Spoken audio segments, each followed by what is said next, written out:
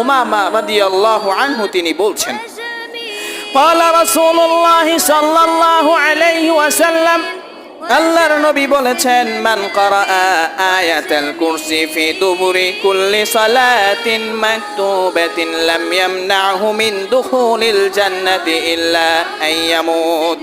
আল্লাহর নবী বললেন, কেউ যদি প্রতিদিন 5 ওয়াক্ত সালাতের পরে আয়াতুল কুরসি পাঠ করে, আল্লাহ নবী বললেন সে তার জন্য জান্নাতে যাওয়া থেকে কোনো বাধা নাই, একমাত্র মৃত্যু ছাড়া। তার মৃত্যু হবে, আল্লাহ রাব্বুল আলামিন তার নামটা জান্নাতীদের কাতারে লিখে দিবেন, সে জান্নাতবাসী হবে।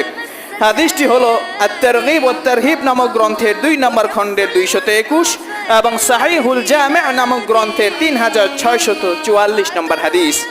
এ থেকে বোঝা যায় যে আয়াতুল কুরসি এটা কত গুরুত্বপূর্ণ একটি আমল।